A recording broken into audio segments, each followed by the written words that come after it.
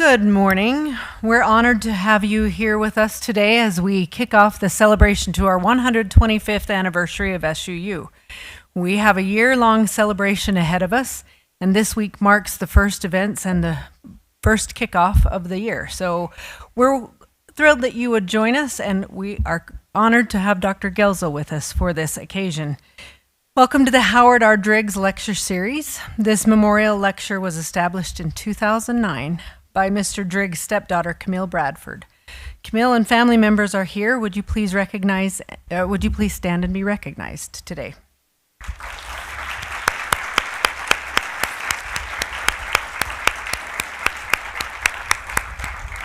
Thank you for your service and your interest in keeping this history alive. We appreciate you being part of our campus. Dr. Howard R. Driggs served as one of the first faculty members of Southern Utah University when it was founded as the Branch Normal School in 1897. He went on to teach at the University of Utah and at the New York University as a professor of English. During his distinguished career, Dr. Driggs was also a well-known historian and author of books on the pioneer trails and settlements of the West. And last year there was a documentary produced on his life, and it was fantastic to have that history memorialized. I would also like to introduce President Wyatt and Kathy are here with us today, and Michael T. Benson are here with us today. Please stand and be recognized.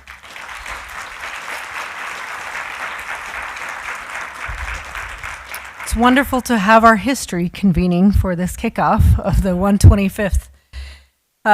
President Wyatt actually booked Dr. Guelzo 2 years ago, and COVID changed our plans, but I couldn't be more thrilled that he is here with us today as part of our 125th. I think it is fitting to have such a renowned historian join us today for this kickoff.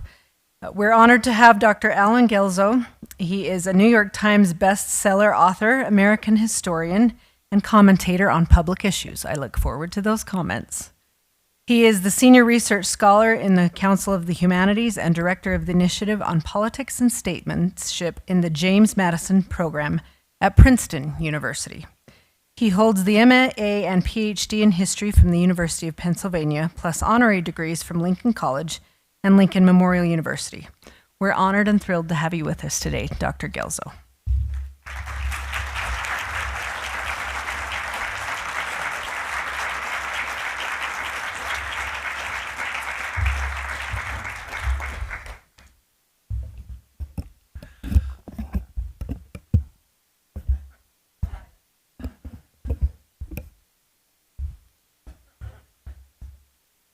I was made bigger than most of these microphones.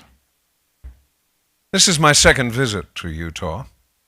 My first visit came courtesy of President Wyatt several years ago, and it almost looked like I might not make that second visit simply because COVID intervened, but 3 times is a charm, so now on this third time, I'm finally here, and I'm so glad to be here.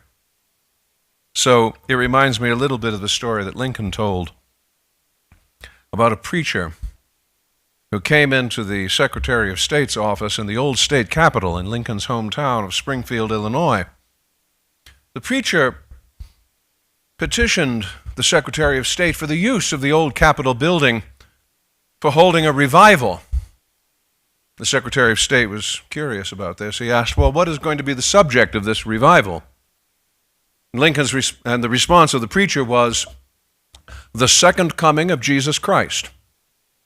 To which the Secretary of State replied, after thinking it over, oh no, that won't do. If he's been to Springfield once, he won't be back again.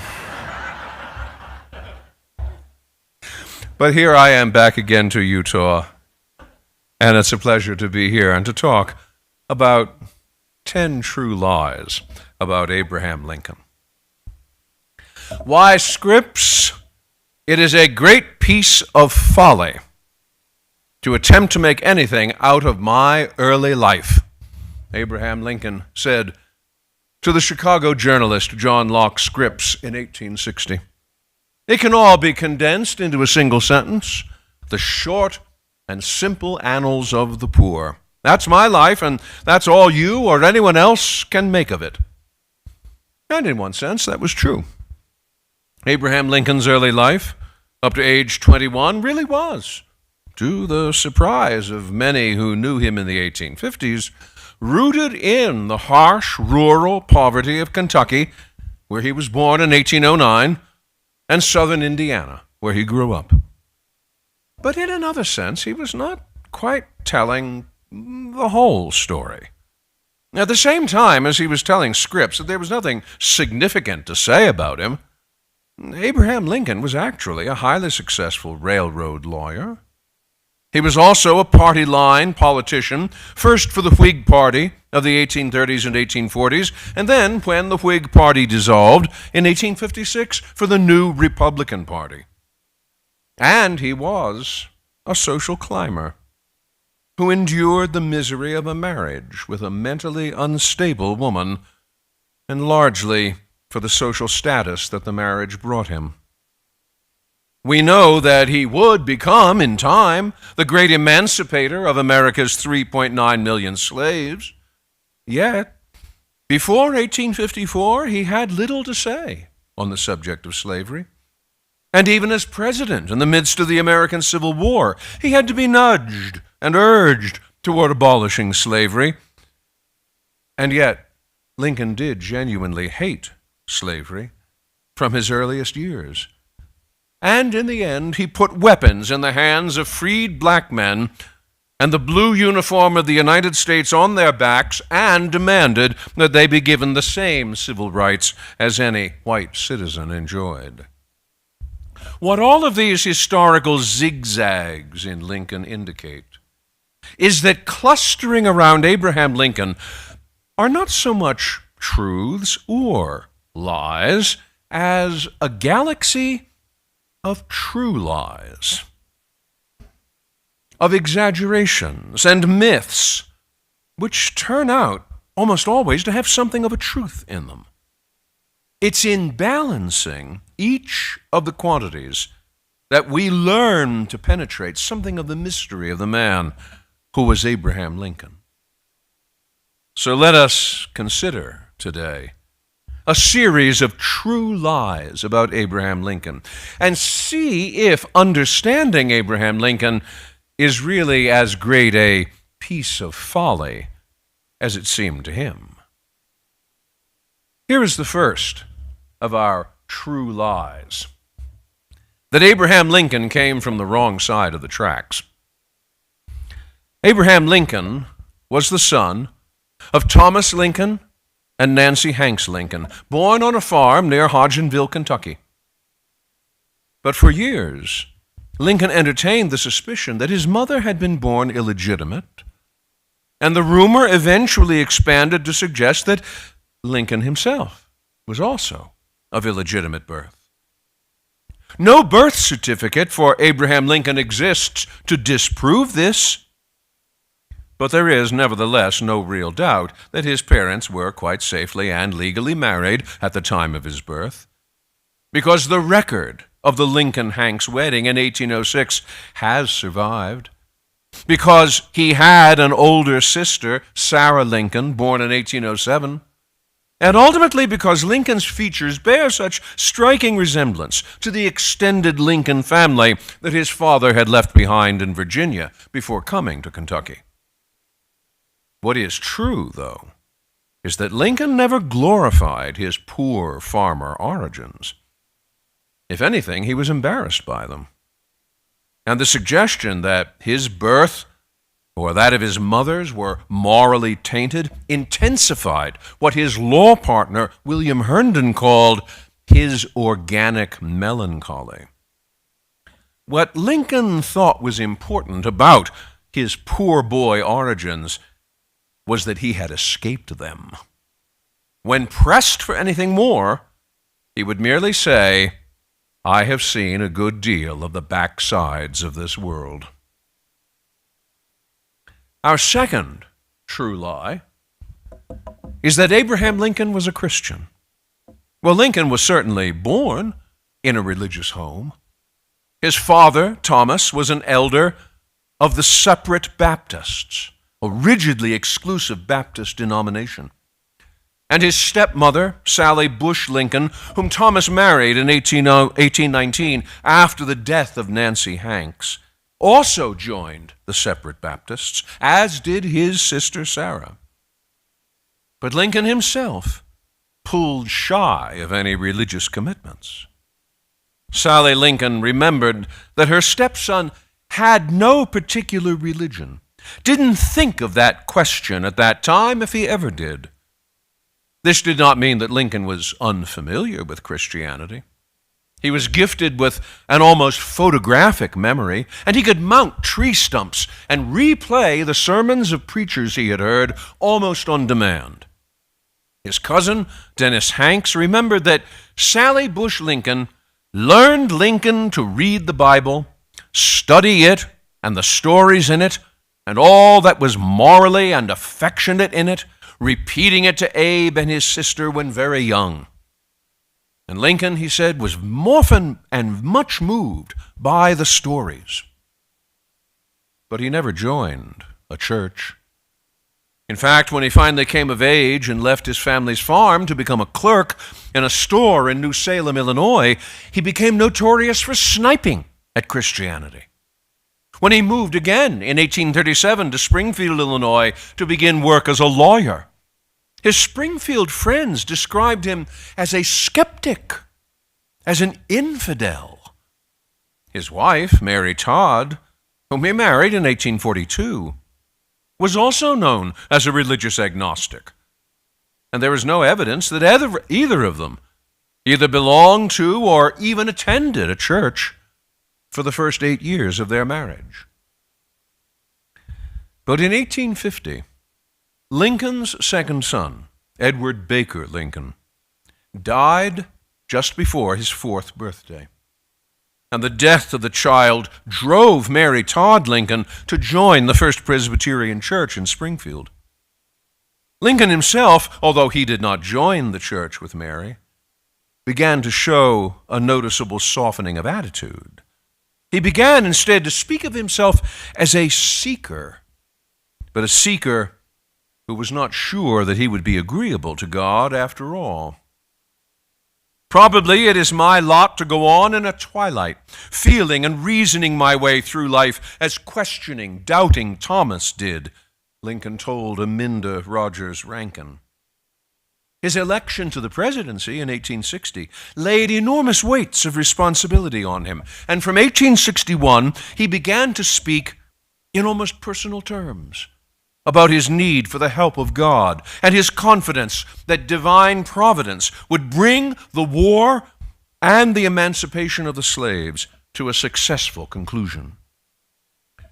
Yet it was also true that he still declined joining a church, that while he spoke of God, he almost never mentioned Jesus or any other religious figure, and that while his Illinois political friend Orville Hickman Browning noticed that Lincoln frequently spent Sunday afternoons reading the Bible, Lincoln never prayed, either before meals or anywhere else.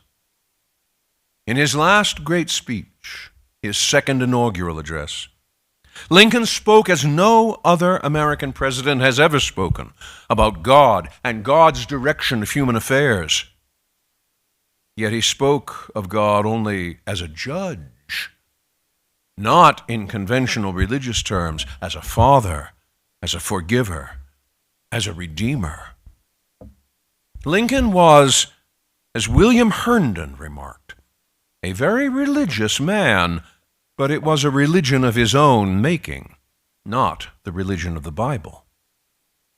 This did not prevent a host of well-intentioned people from claiming after Lincoln's death that he had been secretly baptized, that he had decided to join the New York Avenue Presbyterian Church just before his assassination, or that he had made all kinds of private revelations about being converted. There is no evidence that any of these stories has anything but wishful thinking behind them. Which brings us to the third, perhaps almost the most incredible true lie about Abraham Lincoln, that he was an honest lawyer. In Lincoln's time, as much as in our own, the words honest and lawyer are often classified as contradictions. Lincoln, however, had an outstanding reputation for honesty and fair play in his own legal practice.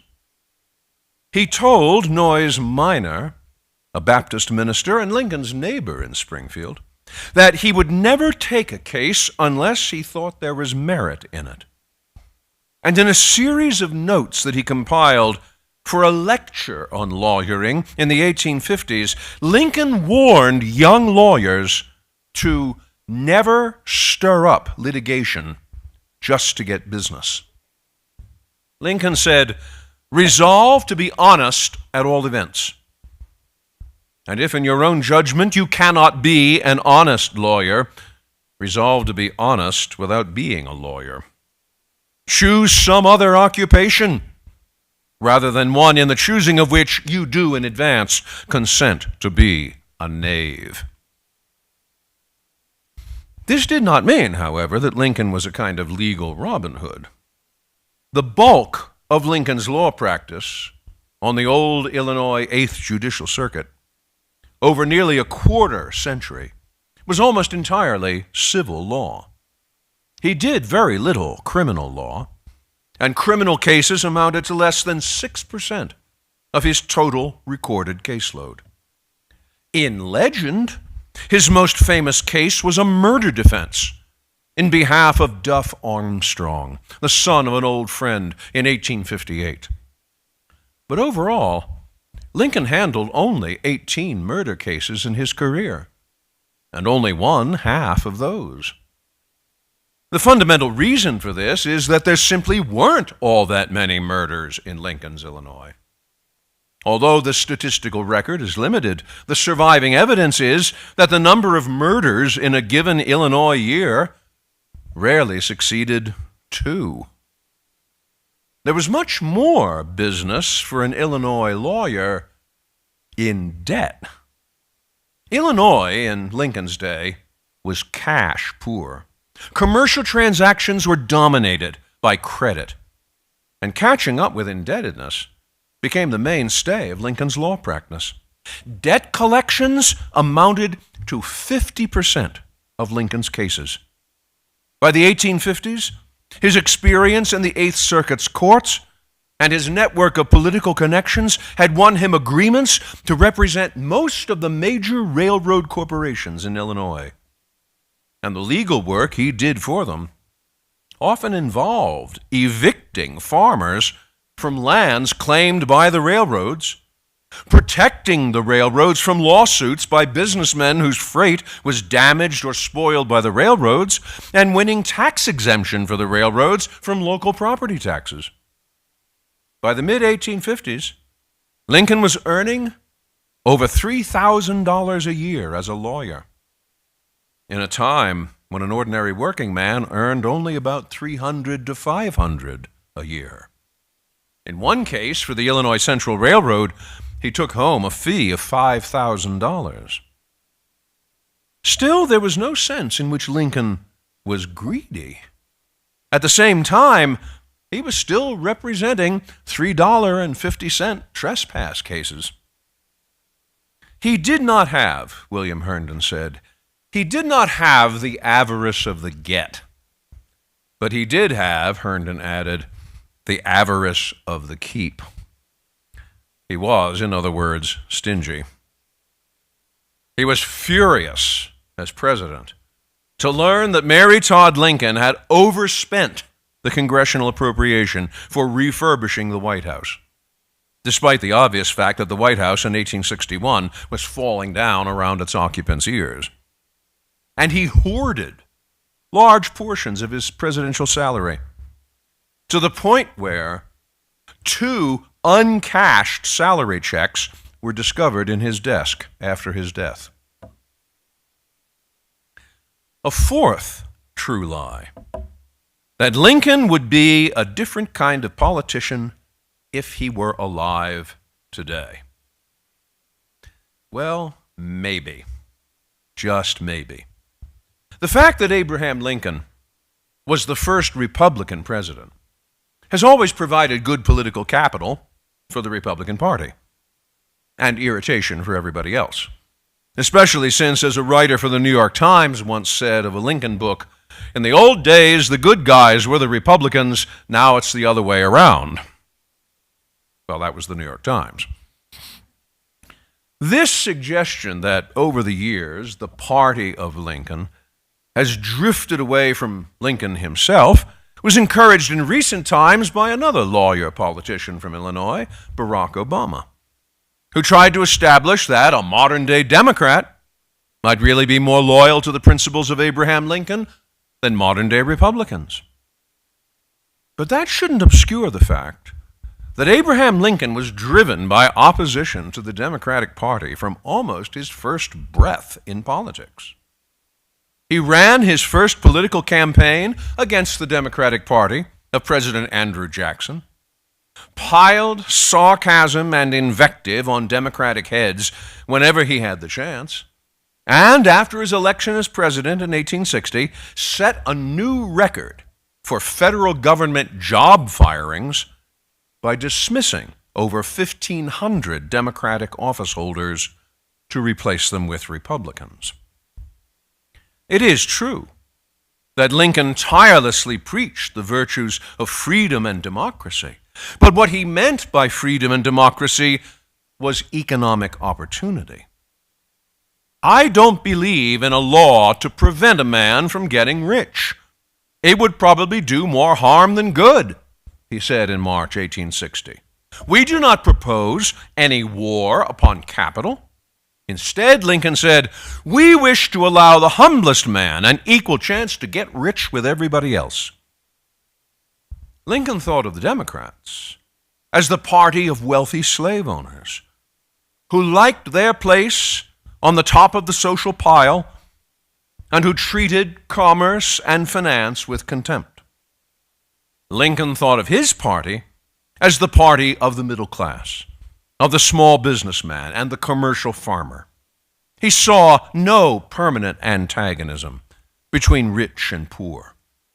Instead, Lincoln said, the men who are industrious and sober and honest in the pursuit of their own interests should, after a while, accumulate capital, and after that should be allowed to enjoy it in peace. And also, if they should choose, when they have accumulated it, to use it to save themselves from actual labor and hire other people to labor for them. To be free was to be able to enjoy an economically mobile society. To be a slave was to have every economic relationship frozen hopelessly in place, with the great plantation owners making sure that no poor boys, like Lincoln, ever upset that social pile by climbing to the top of it.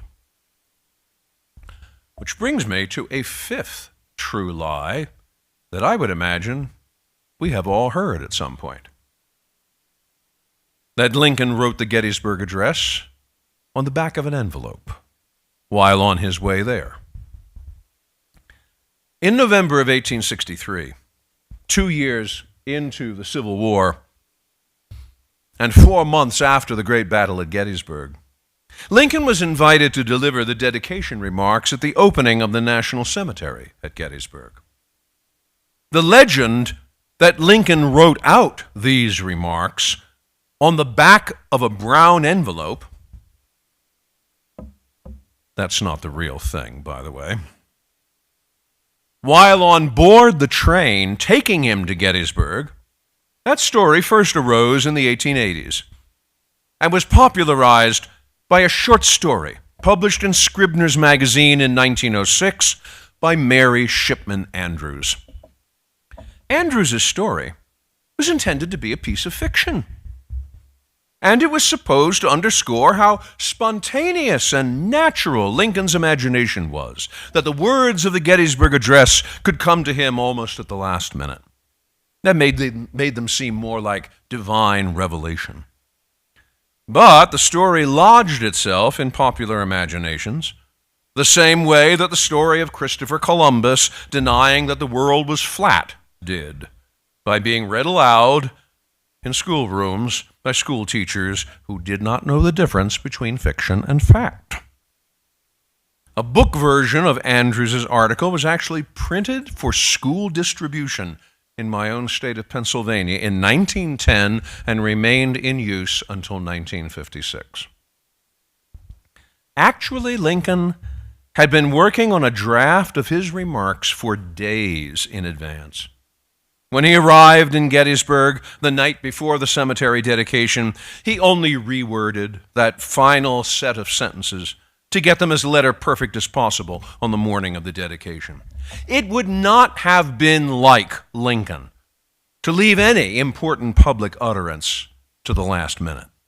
He usually prepared his speeches with painstaking care, sometimes memorizing them word for word before delivering them.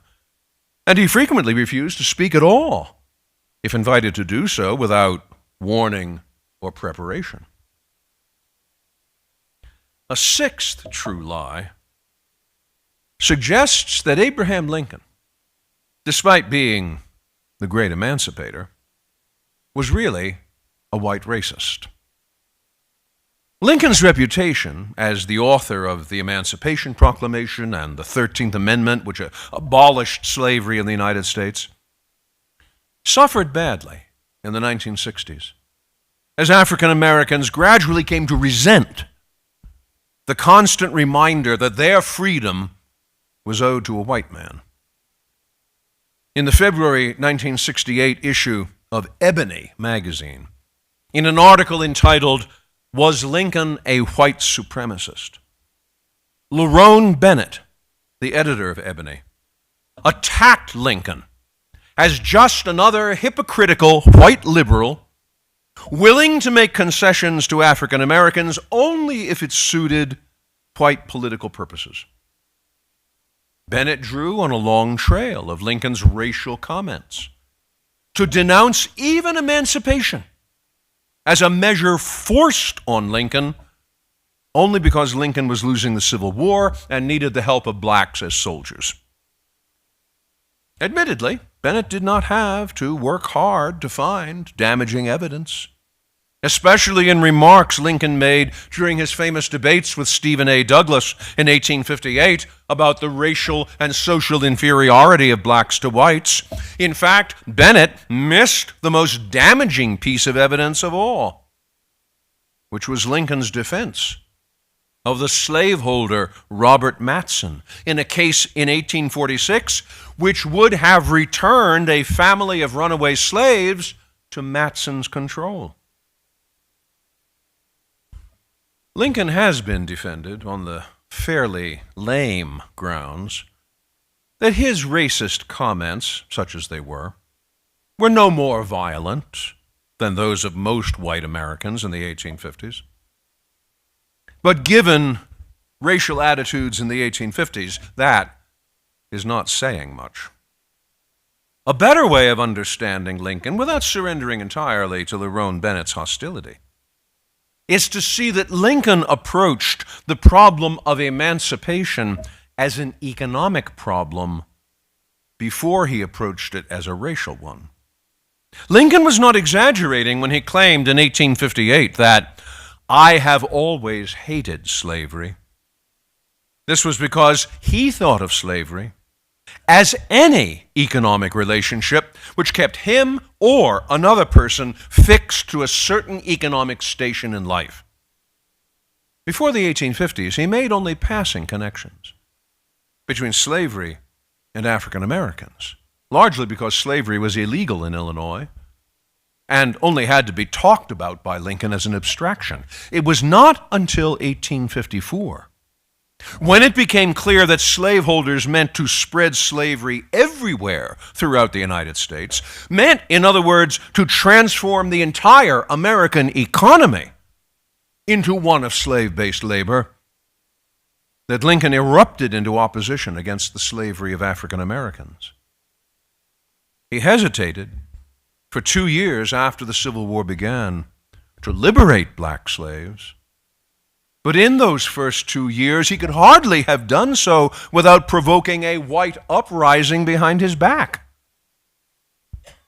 But once white public opinion was ready to accept it, he did move toward emancipation, and then armed the former slaves and encouraged movements toward full black civil rights. By the end of the war, the black abolitionist Frederick Douglass could marvel that Lincoln was the first white man he had ever met who never made him conscious of race.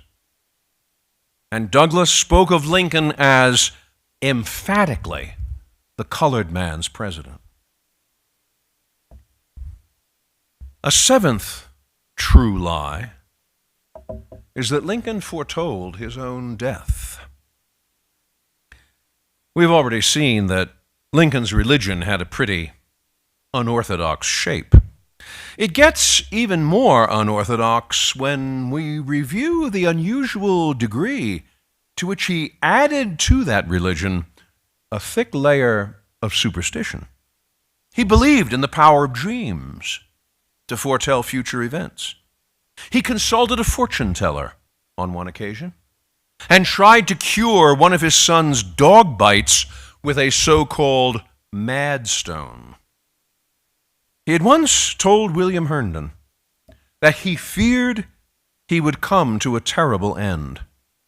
And after he was elected to the presidency in 1860, he began to receive death threats, which promised to confirm that.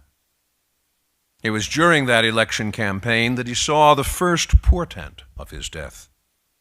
Noticing himself in the reflection of a mirror, he was puzzled why the mirror produced two images, one vivid and natural, and the other pale and indistinct. Mary Todd Lincoln was frightened by the double image when Lincoln described it to her. She thought it was a sign that I was to be elected to a second term of office, and that the paleness of one of the faces was an omen I should not see life through the second term. In 1865, after his re-election, Lincoln told his bodyguard, Ward Hill Lamon, of a dream in which he was awakened by weeping and crying in the White House, only to descend the stairs in his dream and find that a funeral was being conducted in the East Room. Lincoln's dream self asked one of the soldiers on guard, "Who is dead in the White House?" "The President," came the answer. "He was killed by an assassin." Lamon, who had a knack for embroidering a good story, might have manufactured this one. But there are a number of witnesses to a dream that Lincoln had even closer to his assassination.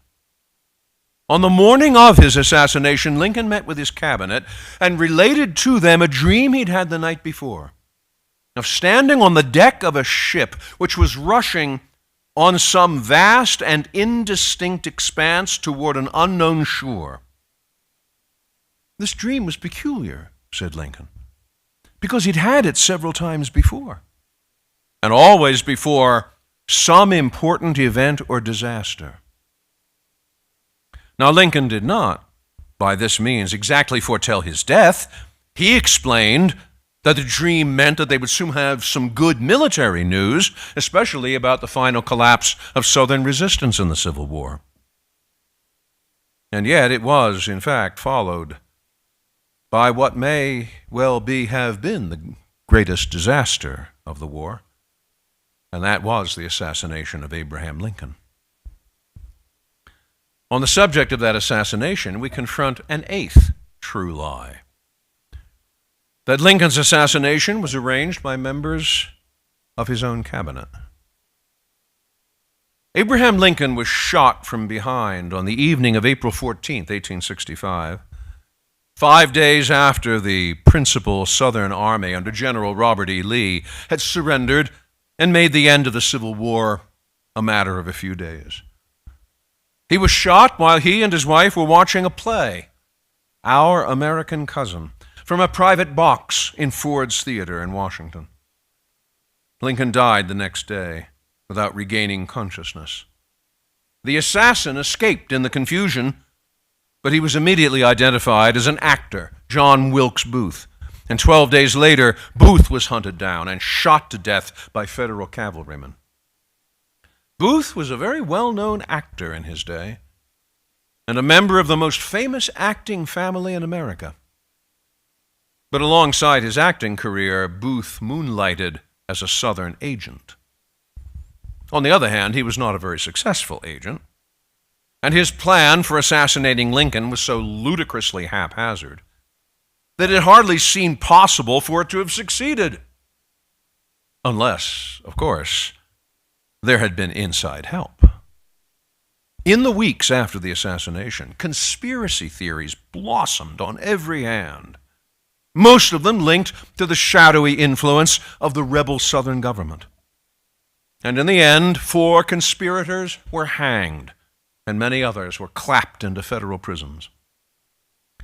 In 1937, however, the accusing finger of conspiracy was pointed by a wealthy chemicals manufacturer and amateur historian, Otto Eisenschimmel, at members of Lincoln's own cabinet.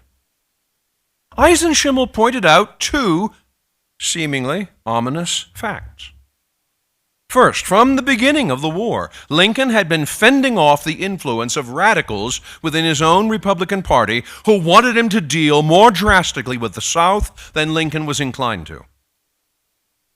Among those radicals was Lincoln's Secretary of War, Edwin M. Stanton. Second, Eisenschimmel noticed that Stanton had allowed Lincoln to go to Ford's Theater with only 1 guard that night, a guard who promptly wandered off to a next-door bar. Eisenschimmel also noticed that Stanton had closed all the roads out of Washington except the very road Booth used to escape. And Eisenschimmel observed that Booth was conveniently shot before he could be brought to trial by soldiers under Stanton's direction. All of this brought Eisenschimmel to a historical eureka that Stanton and the radicals, knowing that they could never push their agenda for the radical treatment of the defeated South past Lincoln, arranged to have Lincoln assassinated so that they could get him out of the way. Now, it needs to be said that there is not a shred of reasonable evidence for Eisenschimmel's theory. Stanton sympathized with the radical Republicans, but he was not one of their inner circle. The guard did not actually wander away from the theater. What is more likely is that Lincoln's own personal attendant, Charles Forbes, knowing that Lincoln enjoyed visits from actors, was smooth-talked by Booth into allowing Booth access to the private box where the Lincolns were sitting. And Booth was shot because he was shooting back at the federal troopers himself and had vowed not to be captured alive. Above all, none of the imprisoned conspirators arrested after the assassination ever implicated Stanton, even though they had every incentive to do so. And yet, Eisenschimmel's theory gets continually updated. Most recently in a 1970s movie, The Lincoln Conspiracy, in calls to exhume Booth's body and make sure it really is John Wilkes Booth, and in National Enquirer articles. We only await Oliver Stone and Michael Moore to give it a new lease on life. Which leads us inevitably to the 9th true lie, that Lincoln's body is missing. At Mary Todd Lincoln's direction, Lincoln was buried not in Washington, but back in Springfield on May 4th, 1865, after a bizarre 2-week cross-country exhibition of the body, which had the embalmers working overtime at the end. Lincoln was first buried in a vault in Springfield's Oak Ridge Cemetery, then in December reburied in another vault. In 1871, Lincoln's body was moved yet again, this time to a major new monument in the cemetery. Each time, a local plumber, Leon Hopkins, drilled a small hole into the lead casket so that the body's presence could be confirmed by a group of Lincoln's friends. Then in 1876, 5 hoodlums attempted to steal the coffin from the monument, hoping to demand a ransom for it. This was not quite as ghoulish as it sounds, since in the 19th century, cemeteries were regularly patrolled to prevent medical schools from robbing new graves to provide corpses for dissection. Robbing Lincoln's grave, however, was another matter entirely, and quick action by private detectives and the Secret Service actually captured the would-be body snatchers in the act. But the plot worried enough of Lincoln's family and friends that they arranged to have the coffin moved out of the grave in the monument and stored it under some boards in the cellar of the monument for 2 years. This only gave rise to talk that Lincoln's body had in fact been stolen and lost. And so in 1886, the coffin was reburied in a new brick and mortar vault in the monument, and once again plumber Hopkins drilled a hole in the coffin. Once again, a group of Lincoln's friends leaned over to peek in and confirm that Lincoln was still there. In 1899, however, the monument itself had to be rebuilt because its foundations were settling and cracking. So the coffin was once again moved out into a temporary vault until 1901. This time, Robert Todd Lincoln, Lincoln's only surviving son, was determined to put his father securely to rest. A steel cage was sunk into the floor of the monument, and after plumber Hopkins drilled one more hole, and the now elderly friends peeked over to take one last look to be sure that Lincoln was still there, the coffin was lowered into the cage, and several tons of concrete were sloshed in all around it. And there Lincoln rests today, 3 feet behind the stone marker that bears his name and dates, and 8 feet below. One last true lie: that Lincoln was our greatest president. Every time a newspaper or magazine announces that it's taking a survey to determine whom Americans regard as their greatest president, it's almost a foregone conclusion that Lincoln will wind up at the top. Maybe sharing space with Washington, but nevertheless at the top. What seems more difficult for Americans is to determine why Lincoln should be regarded as our greatest president. Oddly, Lincoln was probably one of the least well-prepared presidents we've ever elected.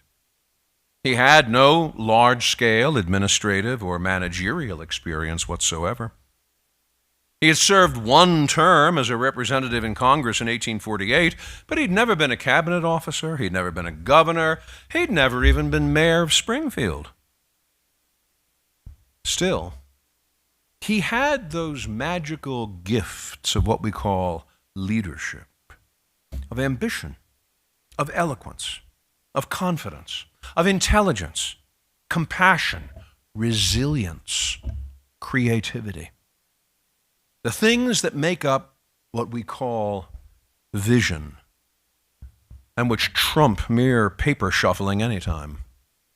It was those gifts which saved the country. But vision was not the only element of Lincoln's greatness. He was as much a practical politician as a practical idealist.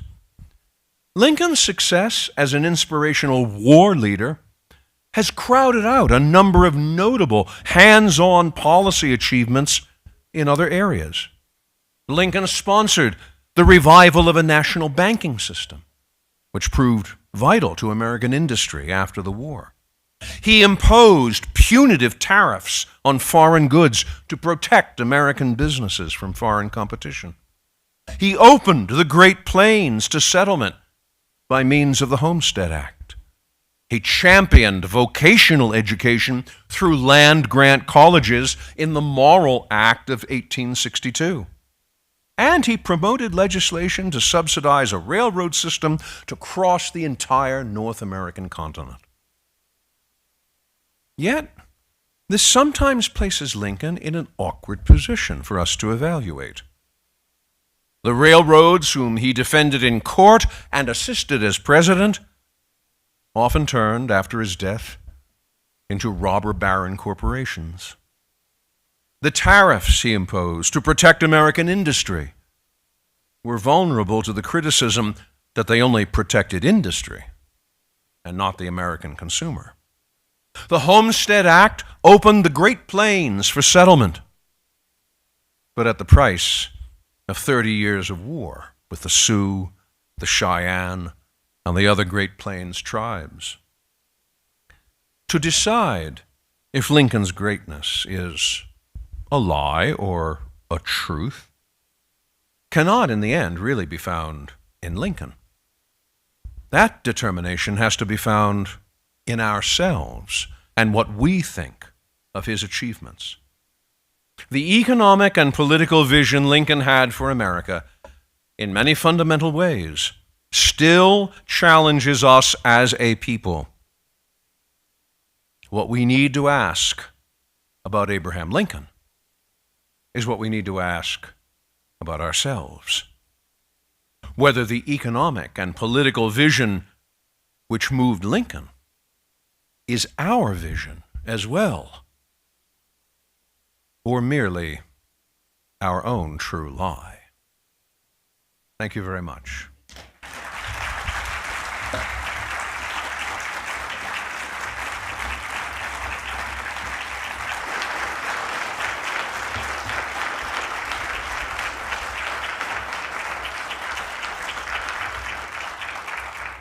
I am told confidentially, maybe not quite so confidentially, that we have some room for question time, and I believe there are microphones in the hands of some of our assistants here on either side. So if a question has come to you and you'd like to ask it, please give some kind of signal and a microphone will come your way.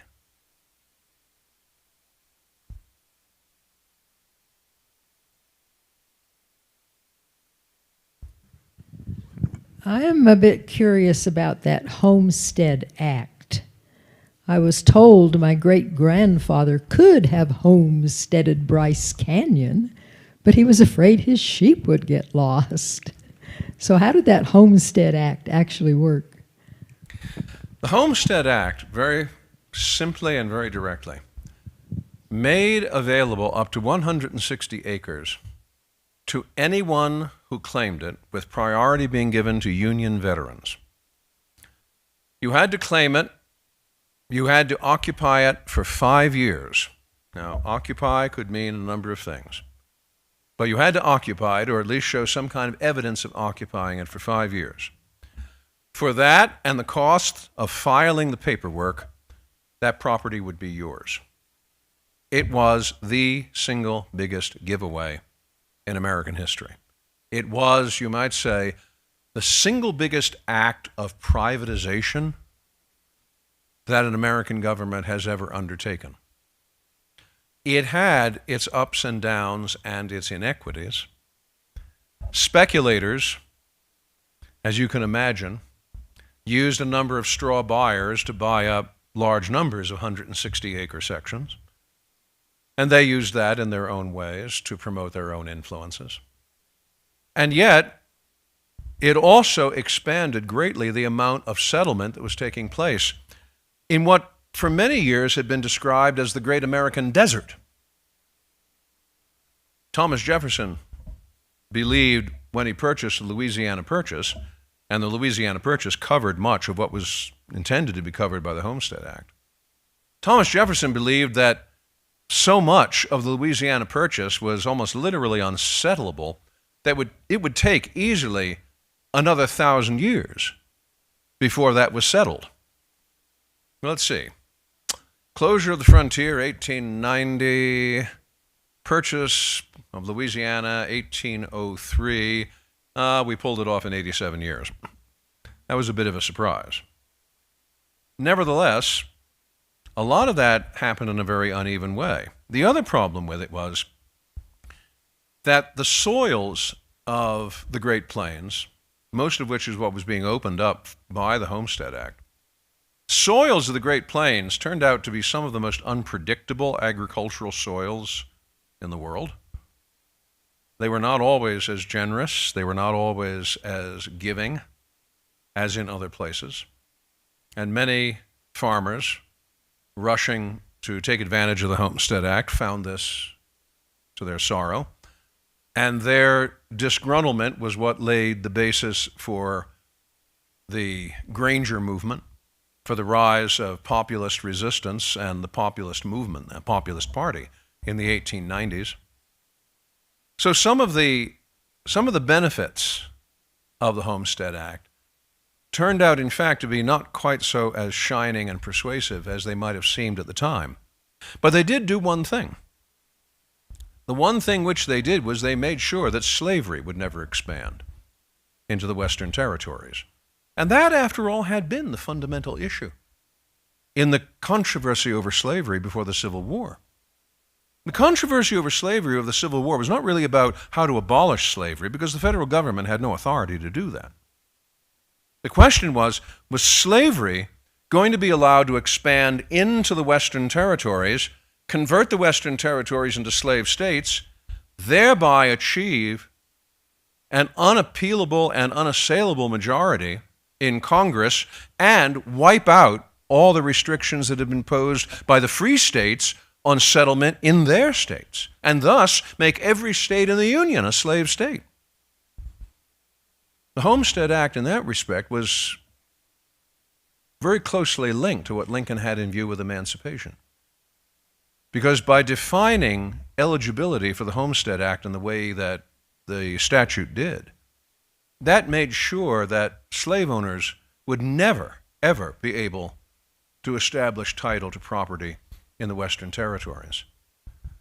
Whether Lincoln could have foreseen, or anyone could have foreseen, some of the other more unpleasant results of it is a much more difficult question. We don't often see the consequences of what we think are great policies in our immediate present. Nevertheless, it has to be said the Homestead Act remained one of the most successful and enduring pieces of legislation in 19th century America. The Homestead Act continued in effect all the way up into the 1980s, because homesteads on federal property were still being claimed in Alaska under the terms of the 1862 Homestead Act. So it is an act with long consequences in American history, not all of them quite what were expected at the time, but they certainly had this one immediate consequence, and that was the one I think probably most designed by Lincoln, and that was to close the door forever on any possibility that slavery might expand into the Western territories. Okay, question on a book I read by Dale Carnegie on Lincoln. He spent quite a bit of time talking about Mary Todd Lincoln, and she certainly was a piece of work. Question I have is that Dale Carnegie represented that Lincoln did not show up for their first wedding, but then proceeded after that to ask her to marry him again, thus giving him the name of Honest Abe because he had committed to her once before and following on that commitment. That might be my 11th true lie.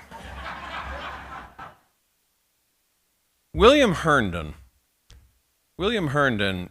quizzing Mary Todd's sister, Elizabeth Edwards, because Mary stopped talking to Herndon. I mean, she came to regard Herndon as a vulture on her husband's reputation. So there was simply no No, there was no peace between the two.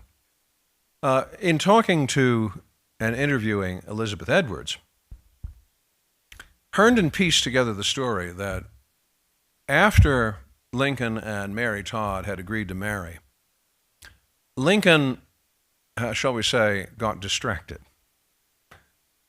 by another prospect, and told Mary that he didn't love her and it was time that they acknowledged that and went their separate ways. And that the wedding that was supposed to take place, he just didn't show up for. There they were, Mary in the dress, all the cake and all, the caterer had been there. Believe me, it's serious when the caterer's there. But Lincoln didn't show up. And this is the way Herndon put the story together. There is some serious question about that. Serious question because it's not apparent that Elizabeth Edwards was in command of the full story. It's also not apparent that William Herndon wasn't seeking to score points at the expense of Mary Todd Lincoln. What is more likely is that the two had an understanding to be married, that Lincoln, in fact, did allow his attentions to stray, that he went to Mary candidly and told her this, and they agreed to break up. Then he was overcome with remorse. A mutual friend got them together. They agreed to pick things up where they had left them off and were married in November of 1842. So it's probably less dramatic a story than Herndon wanted to make it to be, but Herndon had a certain interest in wanting to put the screws to Mary Todd Lincoln because the two of them, of course, didn't like each other at all. So you have to approach some of this with asking, well, what are the motives of the people who are telling these stories involved? I think the most likely resolution is the one I've described. They agreed to break up, they agreed to get back together again, and that was that.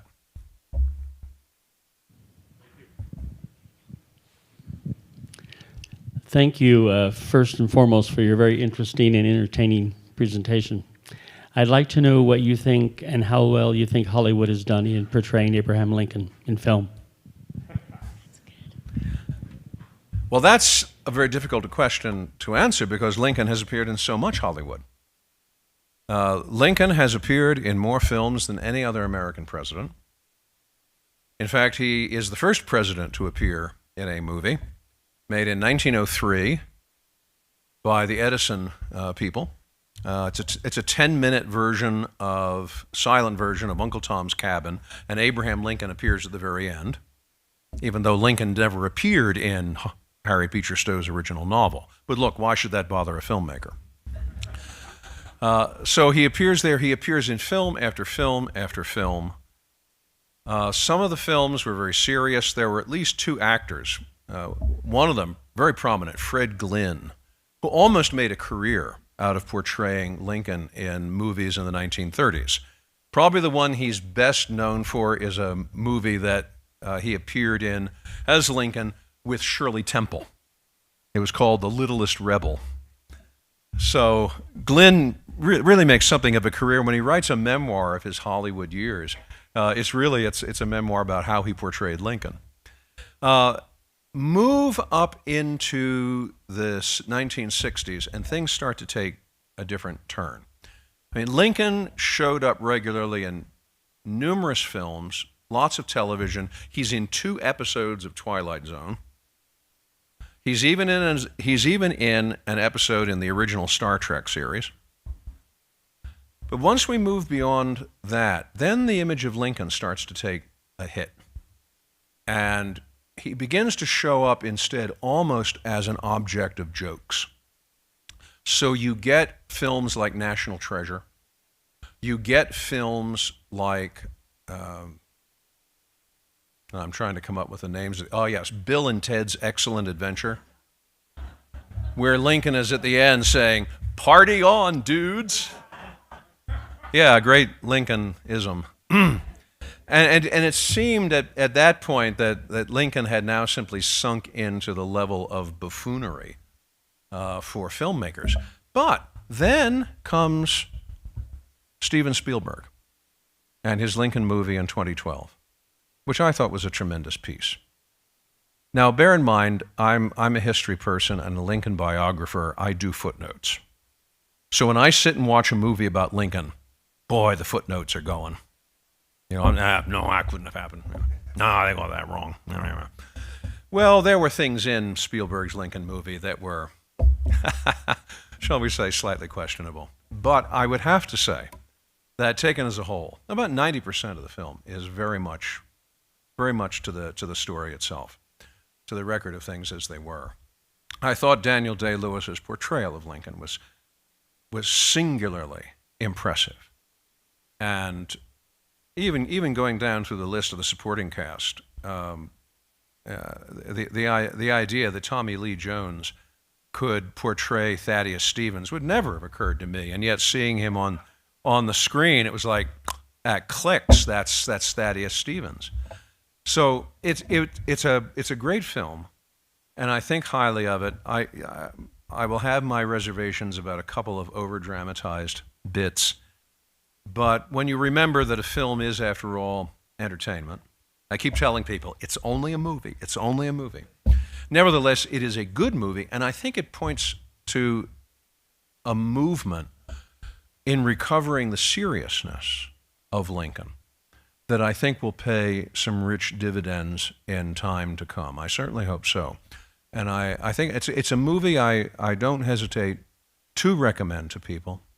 And I'd say specifically for Daniel Day-Lewis's portrayal of Lincoln, the way he attempts to capture Lincoln's mannerisms, Lincoln's voice, I thought that was particularly well done.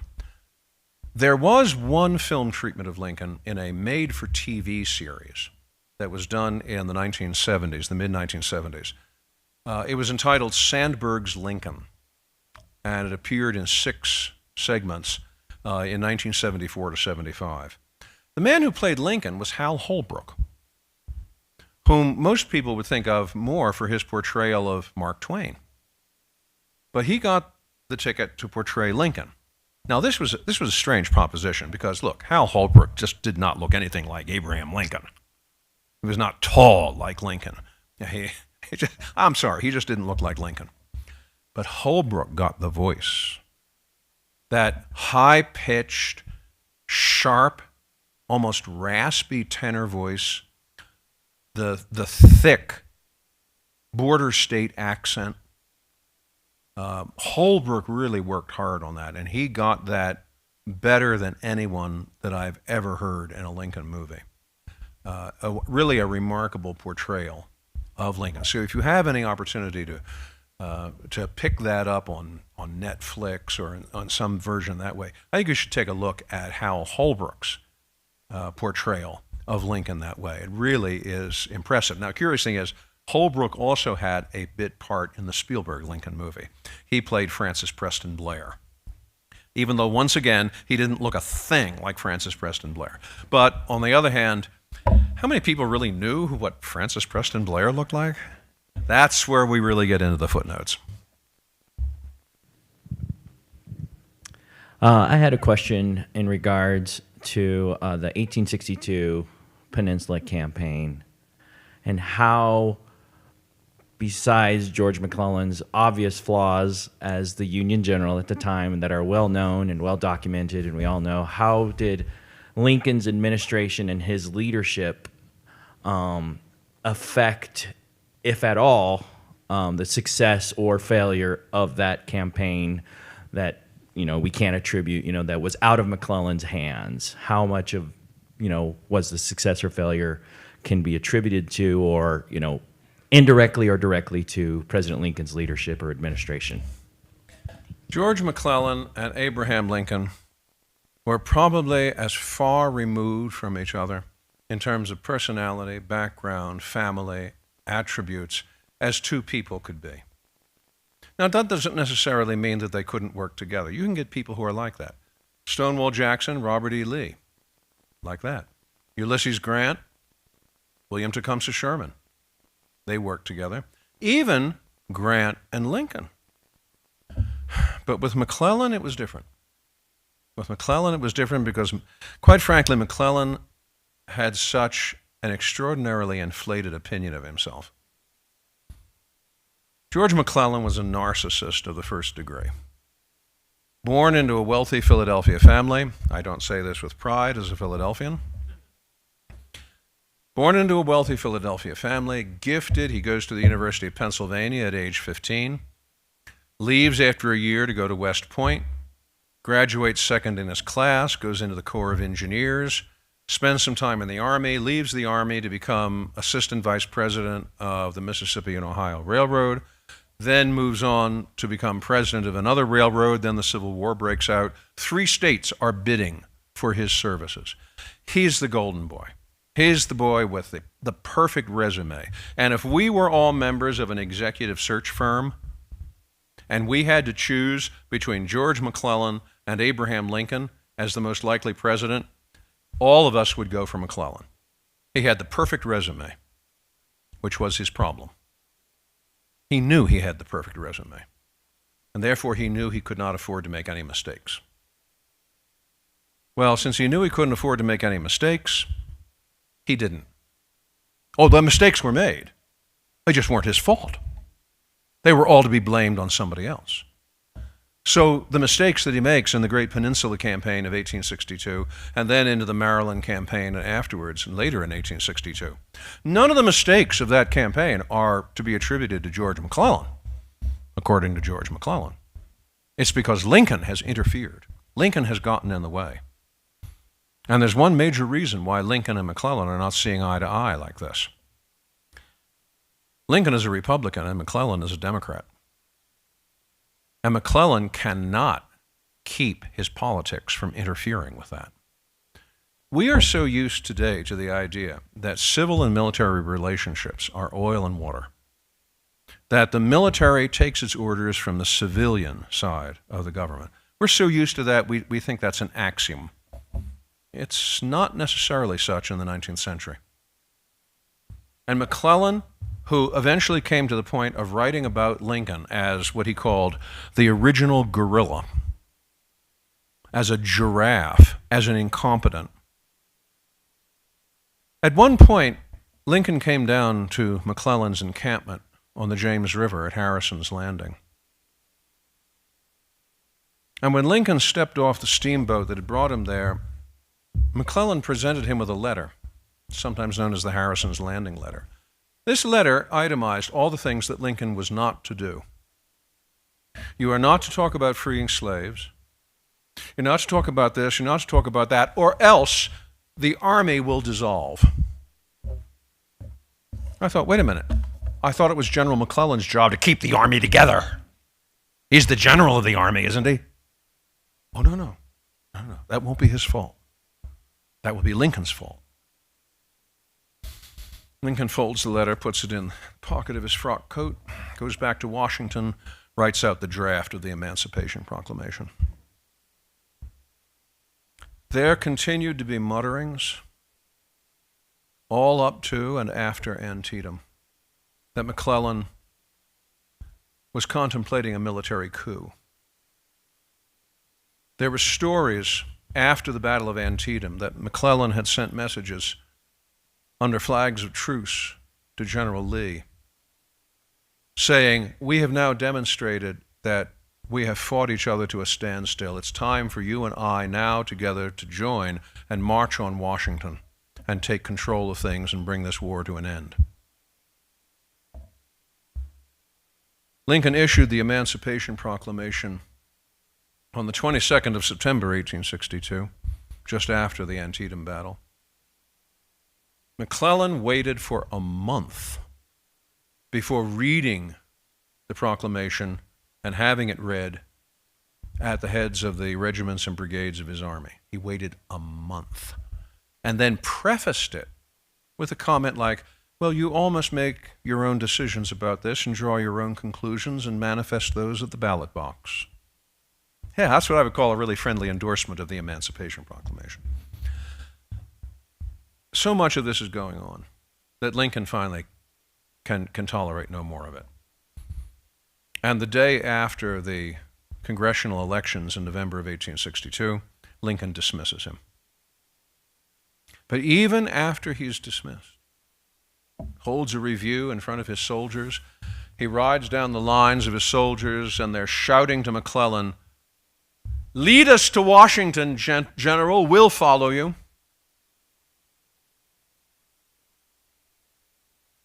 Boy, what a great ending to the Civil War that would have been, wouldn't it? But it doesn't happen. McClellan will run for president in 1864 against Lincoln. And almost right up to the edge, Lincoln is convinced that McClellan is likely to win. People are weary of the war. But it doesn't turn out that way. And Lincoln is reelected. It's an extraordinary moment. If anybody had an excuse for canceling national elections because of a national emergency, I think certainly Lincoln did in 1864.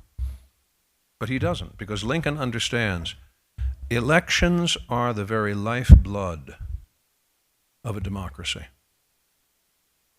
That without elections, you might as well have conceded that the Confederacy had won. So he takes the chance and he beats McClellan a second time. And it's after that that he's finally able to propose successfully to Congress the passing of the 13th Amendment, which finally completely and utterly abolishes slavery in the United States. Well, that in a very short compass, that's the story of Lincoln and McClellan. Not a happy story. Not a happy story, but a story whose result we can all be happy about. We have one last question. Can you speak to his relationship with Seward and the influence he had personally and professionally on him? What a remarkable relationship between these two. If anybody should have inherited the Republican nomination for the presidency in 1860, it ought to have been William Henry Seward. He was the front runner. He had been the great spokesman against slavery for years. He'd been a Whig. He'd been a governor of New York. He'd been a United States senator. If anybody looked like he had paid the dues and was ready to be nominated for the presidency by the Republican Party, it would have been William Henry Seward. Alas, one of the deficits about being in politics that long is you make a lot of enemies. And Seward did, and there were people who were absolutely determined that under no circumstances whatsoever would they ever permit Seward to be nominated for the presidency. They go to the great nominating convention in Chicago, and on the first ballot, Seward's out in front. But there's also about 100 and some votes for this man, Lincoln. All right, go to the second ballot. Seward improves a little bit. Lincoln improves a lot. What's going on here? Third ballot, Seward drops. Lincoln advances. And Judge David Carter of Ohio stands up to announce that Ohio will change 4 of its ballots from Seward to Lincoln. And the whole convention goes crazy. You can imagine how embittered Seward would be with that. Yet Lincoln persuades Seward to come on board as Secretary of State, which Seward thinks is going to function like this. Seward believes that Lincoln has invited him to be his Secretary of State because Lincoln has acknowledged that he's totally incapable of being president. So what he needs is a de facto president. He needs a prime minister of sorts. And that's going to be Seward. And Seward writes up a memorandum saying to Lincoln, all right, these are what are going to be our policy objectives. Lincoln looks at it and really takes some notes on it and says, if anyone must make these decisions, I will make them. That's an education for Seward. And really from that moment, Seward veers from being the man who wanted to rival Lincoln to being the man who admires Lincoln. After the Gettysburg Address, Seward says, and Seward was there that day, he said, only Lincoln could have said that. And by the time of the end of the war, Lincoln and Seward become very, very close. Seward had been in a carriage accident, and Lincoln came to visit him on the house he had right on Lafayette Square. Part of the conspiracy that night that killed Lincoln was also intended to kill Seward. They came within an inch of it. Seward survived, but he wondered why Lincoln didn't come to visit him. He rolled over in his bed to look out the window and saw the flag at half-mast. And then he knew. They were a great pair. They became a great pair because both of them were great men. I think that's a good note on which to end. Thank you very much.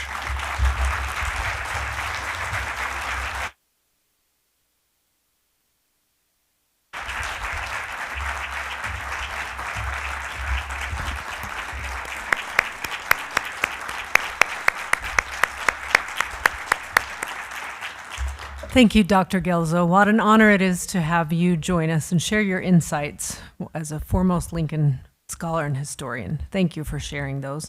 Thank you for joining us today. We invite you to participate and join our bookstore outside. Dr. Guelzo will be signing his books outside. Please join us in the hallway for that. And thank you for joining us today. The rest of the activities, there is an Indigenous Culture Showcase in the Sharwan Smith Center this afternoon that you can participate in, and there will be lunch on the main tomorrow for students to learn the history of Southern Utah University, and the Founders Banquet Thursday evening, and the Birthday Bash kickoff Friday evening. So there's plenty for you to be involved in this week.